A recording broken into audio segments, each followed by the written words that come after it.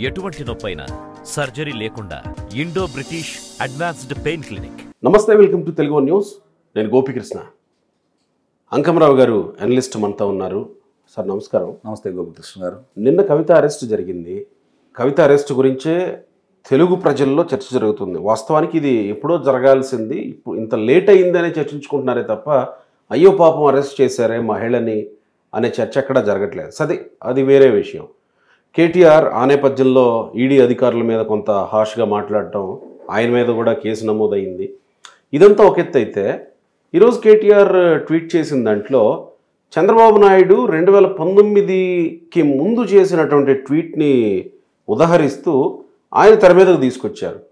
BJP ఎన్నికల ముందు ప్రతిపక్షాల మీద ఇట్లా చేస్తుంది, కావాలనే చేస్తుంది, ఇట్లా ఉపయోగించుకుంటుంది సంస్థల్ని అని. కేటీఆర్ ఆ ట్వీట్ని ఇప్పుడు తీసుకురావడం వెనుక ఆంతర్యం ఏంటి? అది ఇప్పుడు తీసుకురావటం వల్ల ప్రజలు ఓహో నిజమే కాబోలు అని నమ్మే అవకాశం ఉందా, లేదా ఇంకేమన్నా ఉద్దేశం కేటీఆర్కి ఉందా ఆ ట్వీట్ని ఇప్పుడు తీసుకురావడం వెనుక? సరే, జరిగింది ఎలాగూ జరిగిపోయింది, ఇంకెవరికన్నా లాభం జరిగితే బాగుంటుంది కదా అనేమన్నా కేటీఆర్ తెర మీదకి తీసుకొచ్చాడా? నిస్సందేహం గోపికృష్ణ గారు మంచి ప్రశ్న అడిగారు. ఇప్పుడు తెలుగు రాష్ట్రాలకి తెలియాలి కూడా. తనకి ఒక కన్ను పోయినా పర్లేదు, ఎదుటాడికి 2 కన్నులు పోవాలని కోరుకుంటారు కొంతమంది. నేను అధికారంలో కోల్పోయాం, మేము అధికారంలో కోల్పోయాం, తిరిగి చంద్రబాబు నాయుడు గారు అధికారంలో రాకూడదని కోరుకోవడం వల్ల ఇది పెట్టారని చెప్పి అయితే నేను భావిస్తున్నాను. తన మిత్రుడికి మేలు చేయడం కోసం మాత్రం ఇది పెట్టారని అయితే, అంటే ఇది పెడితే ఆంధ్రప్రదేశ్లో ఇంపాక్ట్ ఉంటుంది అనుకుంటారు వాళ్ళు. ఎందుకంటే ఇది పెడితే రేపు పొద్దున దీని గురించి మాట్లాడుకొని వాళ్ళ మైత్రి బంధాన్ని విడగొట్టిన వాళ్ళు అవుతాము. ఇప్పుడు సానుకూలంగా ఉన్నారు కదా భారతీయ జనతా పార్టీ వాళ్ళని, తెలుగుదేశం పార్టీ వాళ్ళు, ఎట్లా వాళ్ళ మీద పరపచ్చలు తీసుకురావాలి, ఏ విధంగా వాళ్ళ మనసులు విరగొట్టాలి, వీళ్ళు అనుకుంటుంది ఏంటంటే మేము ఏదో చెప్తే జనం వింటారు అని వీళ్ళు అనుకుంటున్నారు. ఇప్పుడు అంటే అధికారంలో ఉన్నప్పుడు చెప్తే ఒకవేళ వింటారేమో అని అనుకోవచ్చు. అధికారం కోల్పోయి పూర్తిగా సతికిల పడబోయే పరిస్థితుల్లో చెప్తే జనాలు వింటారా? అదే కదా వాళ్ళ ఆలోచన. నేను ఇందాక ఉదాహరించినట్టు మైత్రి బంధాన్ని విడగొట్టాలి, తిరిగి ఆ గాయాన్ని రేపాలి. ఆ రోజు చంద్రబాబు నాయుడు గారు ఇలా అన్నారు కదా, వాళ్ళతో ఎలా జతగడతారు అని కొంతమంది అయినా దీని గురించి ఆలోచిస్తారు కదా. ఓహోహోహో, దాని గురించి ఆ ప్రయత్నం చేయాలని తన మిత్రుడిని మళ్ళీ గెలుపుతుండేటు ఇక్కడ లేదు అధికారం. అంటే కవిత మీద సానుభూతి రావాలి, మా మీద సానుభూతి రావాలి, రేపు ఎలక్షన్స్లో ఏమైనా ఉపయోగపడాలని ఆ ఉద్దేశంతో పెట్టినట్టు కాదా ఇది? అది వాళ్ళకి లేదు అసలు ఆలోచన, రాదని వాళ్ళకి తెలుసు కదా. Okay okay okay. నిజంగా కనుక అంత సానుభూతి వచ్చినట్టయితే ఆమెను ఢిల్లీ దాకా తీసుకెళ్లే అవకాశం ఉండేది కాదు. నేను కూడా అనుకున్నాను, అబ్బో ఇక మొత్తం వచ్చి పడతారు, అడ్డం పడతారు అని చెప్పాను. అవును, ఎక్కడ కనపడట్లేదు, పెద్దగా స్పందన రాలేదంటే దాని మీద అంటే వాళ్ళు ప్రజల్లో కూడా ఇది వాస్తవం అనే అభిప్రాయంలో ఉన్నారనిపిస్తుంది. ప్రజలు కూడా ఎదురు చూస్తున్నారు. అది కనుక నిజంగా ఎన్నికల ముందు కనుక జరిగినట్టయితే ఇప్పుడు వచ్చి 39 కూడా వచ్చేవి కాదేమో అనిపిస్తుంది నాకైతే. అంటే ప్రజల్లో వ్యతిరేకత స్పష్టంగా అర్థమైపోతా ఉంది. కాబట్టి ఇవన్నీ చూసుకుంటా ఉంటే ఈరోజు ఆయన మాట్లాడిన మాటలు నేను ఇందాక చెప్పినట్టు, నాకు ఒక కన్ను పోయినా పర్లేదు, ఎదుటానికి 2 కన్నులు పోవాలని కోరుకుంటారు. అట్లాగే మేము అధికారంలో పోయాము, మన మిత్రుడు, మనకి రేపొద్దున ఉపయోగపడే మనిషి జగన్మోహన్ రెడ్డి గారు తిరిగి వస్తే, అంటే ఏపీలో జగన్మోహన్ రెడ్డి మళ్ళీ గెలిస్తే వీళ్ళకేమన్నా ఉపయోగం ఉంటుంది? నిస్సందేహంగా ఉంటుంది, నిస్సందేహంగా ఉంటుంది. అనుమానం ఏమున్నాయి ఏపీలో ఏమన్నా వీళ్ళ ఆస్తులు పెట్టుబడులు ఇవన్నీ ఏం లేవు కదా, మరి ఉపయోగం ఏంటి? పెట్టుబడులు జగన్మోహన్ రెడ్డికి ఇక్కడ కేసీఆర్ వస్తే ఉపయోగం ఉంటుంది, ఎందుకంటే వాళ్ళ ఆస్తులు ఉన్నాయి కాబట్టి అని అంటారు. మరి వీళ్ళకేంటి ఉపయోగం అక్కడ? కనీసం రేపు పొద్దున చెప్పుకోవడానికి కానీ మాట్లాడుకోవడానికి కానీ ఒక ముఖ్యమంత్రి ఉంటారు కదా.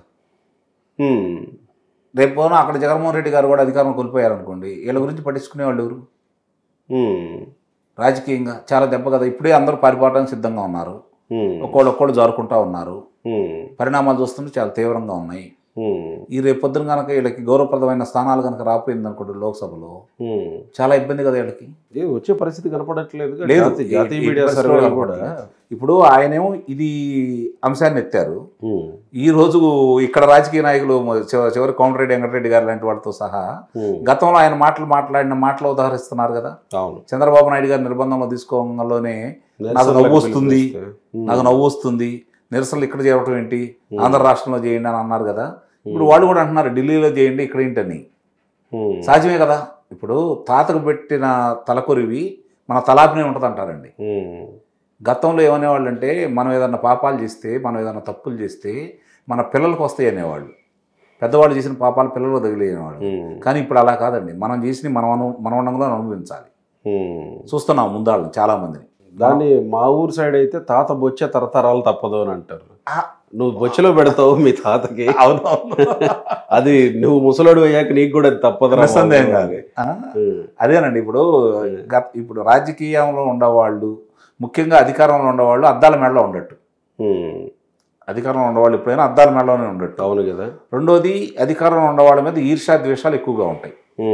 దాన్ని దృష్టిలో పెట్టుకొని సక్రమైన పాలన చేసి, ప్రజారంజకంగా పాలన చేసి, ప్రజలకు ఉపయోగపడే విధంగా, అభివృద్ధి వాళ్ళని పయనించే విధంగా చేసి, వాళ్ళ ఆత్మాభిమానాలను కాపాడుకుంటూ గౌరవప్రదమైన స్థానంలో ప్రజలను కనుక చూస్తే అసలు అధికారంలో వచ్చిన వాళ్ళని ఓడగొట్టరు ప్రజలు. ఎందుకు ఓడగొడతారు చెప్పండి? ప్రజలు వాళ్ళకి ఇబ్బందికరమైన కార్యక్రమాలు జరిగితేనే కదా, లేదంటే దుష్ప్రచారాలు నమ్మితేనే కదా.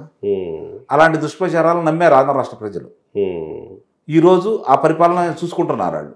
2019 ముందు ఏం జరిగింది, 2019 తర్వాత పరిపాలన ఎలా ఉందని చెప్పని ఆయన్ని మరి కాపాడటానికి ఆయన గురించి బాగా తెలిసి ఆ రోజు ఎన్ని సహకారాలు చేశారు ఇక్కడ అధికారంలో ఉండి. 2018లో అధికారంలో వచ్చారు కాబట్టి ఆంధ్ర రాష్ట్రం మీద మీ మంత్రుల్ని పంపించారు. అవును కదా. చేయాల్సిన కార్యక్రమాలన్నీ చేశారు. ప్రజాప్రతినిధులు ఇక్కడ ఉన్న ఆస్తులను అడ్డం పెట్టుకొని, వాళ్ళ మీద ఉన్నదాన్ని అడ్డం పెట్టుకొని బెదిరించారు. చేయాల్సిన కార్యక్రమాలన్నీ చేసి మీ మిత్రుని గెలిపించుకున్నారు. అంటే మొన్న ఎన్నికల ముందు కూడా నాగార్జున సాగర్ జరిగిన ఇన్సిడెంట్ మనం మాట్లాడుకుంటే దానికి ఏమన్నా రిటర్న్ గిఫ్ట్ లా ఎలాంటివి? ఆ రోజు కూడా చేతులు కాలేక ఆకులు పట్టుకున్న సంబంధంగా ముందు రోజు చేయాల్సిన కార్యక్రమం ఎన్నికల రోజు చేసినందువల్ల ఎవరికి తెలియలేదు. దాని గురించి ప్రజలు కూడా పట్టించుకోలేదు. వీళ్ళేదో అనుకున్నారు కానీ అదేం పట్టించుకోలేదు. ఇప్పుడు తిరిగి మన పని ఎటు అయిపోయింది కాబట్టి జగన్మోహన్ రెడ్డి గారికి ఏదైనా ఉపయోగకరమైన రీతిలో దీన్ని కనుక మళ్ళీ తిరిగిన గాయాన్ని రేపితే, చంద్రబాబు నాయుడు గారు ఉదాహరించారు కాబట్టి, భారతీయ జనతా పార్టీతో చంద్రబాబు నాయుడు గారు కలిశారు కాబట్టి ఎంతో కొంతమందిని వ్యతిరేకంగా మార్చాలనే ప్రయత్నంలో భాగమై ఉండొచ్చు. కాదనలేని సత్యం ఇది. ఎందుకు ఓడిపోయిన దాంట్లో చంద్రబాబు నాయుడు అరెస్ట్ విషయంలో మనం ప్రవర్తించిన తీరు కూడా ఒకటి అనేది అర్థమైంది కదా. బీఆర్ఎస్కి అర్థం అవడం అంటే కేసీఆర్కో లేకపోతే కేటీఆర్కో అర్థమైతే చాలు, పార్టీ మొత్తానికి అర్థమైనట్టే కదా. అప్పుడు ఎందుకు మనం ఓడిపోవటంలో ఇలా చేయడం కూడా ఒక కార్యక్రమం భాగమైంది అని అనుకున్నప్పుడు మళ్ళీ ఇప్పుడు అలాంటి ప్రయత్నం చేస్తారా? పార్లమెంట్ ఎలక్షన్స్ రాబోతున్న ముందు ఈ దుందుడుకు చర్యల వల్లే కదా. ఇప్పుడు ఏదన్నా, అందుకే నేను అద్దాల మేడలో ఉంటారు అధికారంలో ఉండేవాళ్ళు అని చెప్పి. రాజకీయ పార్టీ నాయకులు కూడా అలానే ఉండాలి. వాళ్ళు మాట్లాడేది ప్రతి కూడా ప్రజలు ప్రామాణికంగా తీసుకుంటారు. కొన్ని భావోద్వేగాలకు లోనవుతారు కొంతమంది అభిమానులు. కాబట్టి వాళ్ళు ఏది మాట్లాడినా కూడా, ఉద్యమకారులు ఏది మాట్లాడినా చెల్లుబాటు అవుతుంది. ఎందుకంటే వాళ్ళు రెచ్చగొట్టే పనిలో ఉంటారు కాబట్టి ఉద్యమాన్ని ఊపిరిపోయాలి అంటే వాళ్ళు అలాంటి రెచ్చగొట్టే కార్యక్రమాలే చేయాలి వాళ్ళు. కానీ అధికారంలో ఉండాలి, మళ్ళీ అధికారంలో కోల్పోయిన వాళ్ళు తిరిగి అధికారంలో రావాలనుకున్న వాళ్ళు ఎంత సమన్వయంతో, ఎంత ఓపికతోటి మాట్లాడాలా? నేను అదే అంటున్నా. ఆల్రెడీ నష్టపోయామని తెలిసి కూడా మళ్ళీ చంద్రబాబుని టార్గెట్ చేసినట్టు, లేకపోతే మీరు అన్నట్టు ఆ పొత్తుని విచ్ఛిన్నం చేసే టార్గెట్గా చేస్తే అది ఏమాత్రం ప్రయోజనం చేకూర్చేది కాదు కదా. కాదు, మొన్న చంద్రశేఖర్ గారు, కేసీఆర్ గారు చాలా స్పష్టంగా తెలుగుదేశాన్ని మనం ఆదర్శంగా తీసుకుందాం, వాళ్ళు ఏ స్థాయికి వెళ్ళి మళ్ళీ ఏ స్థాయికి వచ్చారు, తిరిగి ఎలా అధికారంలోకి వచ్చారు, వాళ్ళు గతం ఉదాహరిస్తూ ఇప్పుడు ఉదాహరిస్తూ పక్క రాష్ట్రాల అధికారంలో రాబోతున్నారని చెప్పని ఆయన ప్రజలకు చెప్పినట్టే కదా. అది చెప్పకనే చెప్పారు కదా. మరి అలాంటిది ఆయన చెప్పినప్పుడు ఆ రోజు ఆయన మాట్లాడేది, ఈయన మాట్లాడిన దానికే పెద్ద ఇబ్బందికరమైంది. చంద్రబాబు నాయుడు గారి నిర్బంధానికి సంబంధించి ప్రజలు మొత్తం ఏ విధంగా బయటకు వచ్చారో చూశారు. ఇంకోటి, ఈరోజు ఆ మిత్రత్వాన్ని దృష్టిలో పెట్టుకుంటున్నారే తప్ప రాజకీయంగా జరిగే నష్టాన్ని వీళ్ళు ఆలోచించట్లేదు. పక్కాళ్ళకి ఏదో మేలు చేయాలని చెప్పి తను ఎంత నష్టపోతున్నారో కూడా వీళ్ళు ఆలోచించట్లేదు. ఇవాళ ఉన్న పరిస్థితుల్లో తెలంగాణ రాష్ట్రంలో కావచ్చు, ఆంధ్ర రాష్ట్రంలో కావచ్చు, ఎవరైనా చెప్పినా ప్రజలు వినే పరిస్థితి అయితే లేదు. ప్రజలు ఒక నిర్ణయానికి వచ్చారు. గోపీకృష్ణ గారు చాలా స్పష్టంగా మనకు జరిగిన నష్టం ఏంటో వాళ్ళు ఆలోచించుకున్నారు. రాష్ట్రానికి జరుగుతున్న నష్టం ఏంటో ఆలోచించుకున్నారు. ఆత్మాభిమానికి జరుగుతున్న నష్టం ఏంటో ఆలోచించుకున్నారు. పిల్లల విద్యార్థుల భవిష్యత్తుతో వాళ్ళు ఆలోచించుకుంటున్నారు. వాళ్ళ ఆరోగ్యాన్ని గురించి ఆలోచించుకుంటున్నారు. స్వతంత్రం కోరుకుంటున్నారు. అన్నిటికంటే ముఖ్యంగా స్వతంత్రాన్ని కోరుకుంటున్నారు. స్వతంత్ర పోరాటం ఎందుకు చేశారు? ఆ రోజు బ్రిటిష్ వాళ్ళు విద్యాలయాలు తీసుకొచ్చారు, సాగునీరు ప్రాజెక్టులు తీసుకొచ్చారు, రైల్వే లైన్లు తీసుకొచ్చారు, రహదారులు తీసుకొచ్చారు. కానీ ఎందుకు కోరుకున్నారు? స్వతంత్రం, మనం బతకాలని, స్వేచ్ఛగా బతకాలనుకోని దానికోసం పోరాటం చేశారు. తత్ఫలితంగా మనం ఈరోజు స్వేచ్ఛ వాయువులు పీల్చుకుంటున్నాం. ఈరోజు ఆంధ్ర రాష్ట్రం అది లేదని కదా, దానికోసమే పోరాడుతున్నారు ప్రజలు.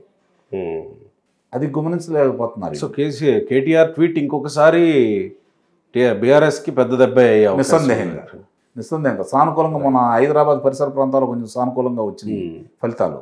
ఈ తర్వాత ఆ పరిస్థితి ఉండదు. ఇది మాత్రం రాసి పెట్టుకోండి. Right sir, thank you.